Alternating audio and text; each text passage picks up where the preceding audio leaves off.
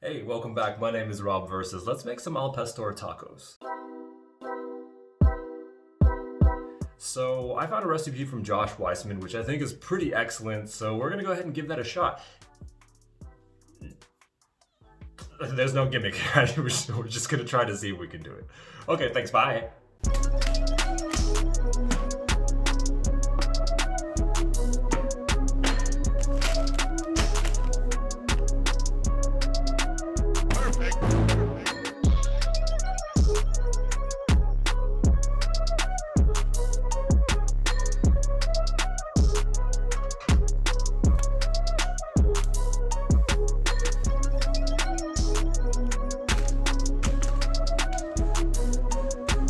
And if you like seeing your cooking in music video format, be sure to give this video a like. That helps me out quite a lot, especially if you like within the first couple of minutes. YouTube really enjoys that, and therefore, so do I.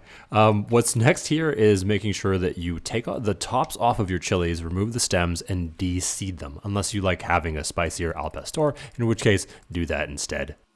Okay, so if you've somehow managed to follow along this cooking music video so far, then you should have a pot of boiling water. So grab your chilies, lug them past your emergency survival supplies for COVID, and go ahead and open up that lid on your boiling water, turn off the heat, and begin to drop your chilies in. And if any of your roommates happen to wander in while you're doing this process, it's time for you to pretend like you're just making a normal tea and stare at them like they're the weird ones.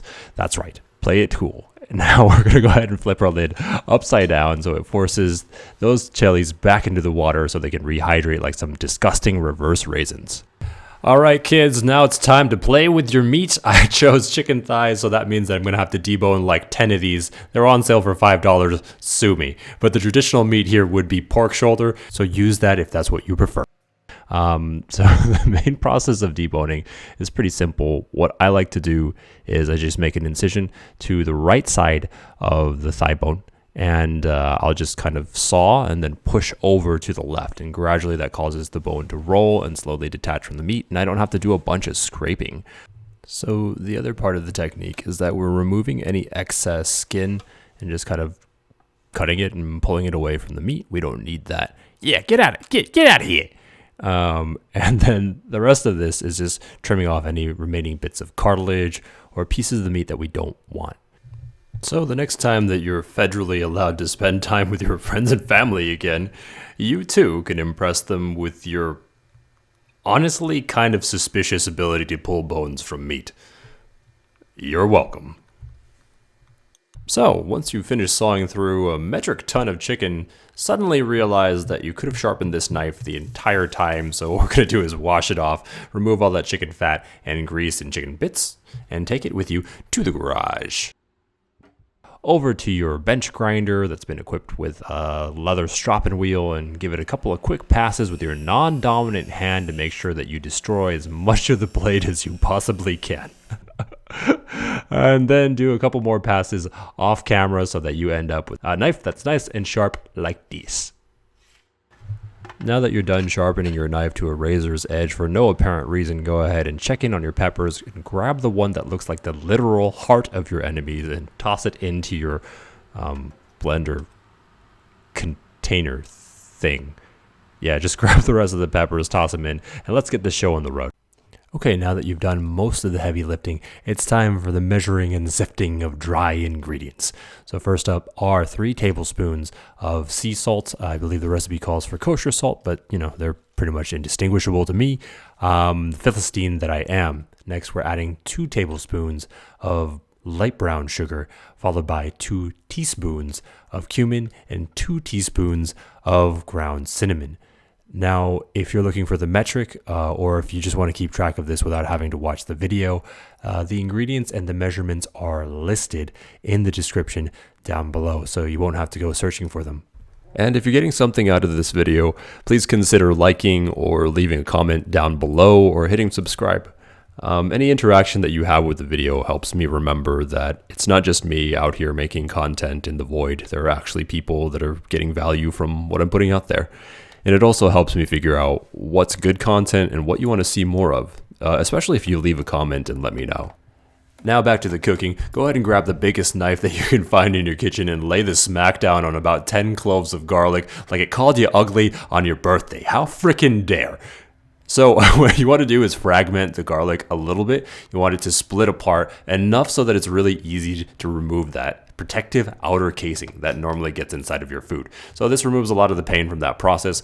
Other thing to notice, I used achiote powder instead of the paste. Use whichever one you can find. If you want to use the powder, it takes about 3 packets. And if you want to use the paste, it's 3.5 tablespoons. And we're at the home stretch here, so all we're going to do is take care of the final few liquid components. We're going to go for 1 full cup of pineapple juice, and you can see here that I'm a little bit short, so I go ahead and toss in a couple pineapple rings, and that gets us to the desired end goal. And on top of that, we're going to add in 3/4 cup of white vinegar. And once this is all mixed up, it's going to be a stinky boy, but that's okay, it'll go away once it's cooked. So go ahead and add all of your dry ingredients to your blender thing, followed by your wet ingredients so it doesn't splashy splash all over the place. Now you're ready to get your mix on. Go ahead and secure the lid and flip the switch, and what you're left with should be the marinade splashing all over your countertop. And I don't know why I'm talking with this accent. Could have just secured the lid with a couple of extra seconds, but you know, it's part of the design, it's intentional. So go ahead and grab your chicken. I put mine in the fridge in a gallon-sized Ziploc bag, so pop open the bag and then just dump all that marinade inside, put on a glove and give it a nice mixy poo so everything gets nice and coated. It will look like you finished killing someone, and it's a little bit gross. It's character building, probably. And now that you've gone ahead and destroyed any white clothing you might have owned, pop your marinated meat into the fridge overnight. It's cooking day, and attempt number 1 was on the stove, and as you might have noticed, it kind of exploded, you know, like al pastor oil all over the place. It took a little while to clean up. I don't really recommend this approach. It does work, but it's so messy, so instead, let's take it to the grill.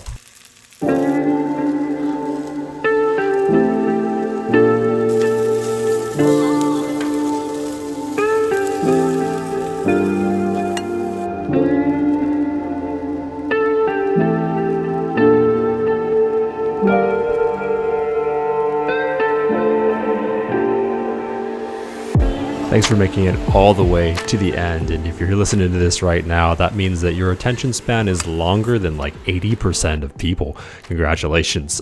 I wanted to personally thank you for watching all of this video and coming along with me for this journey. Those tacos smelled kind of funky before they were actually cooked, but then once they were done, amazing.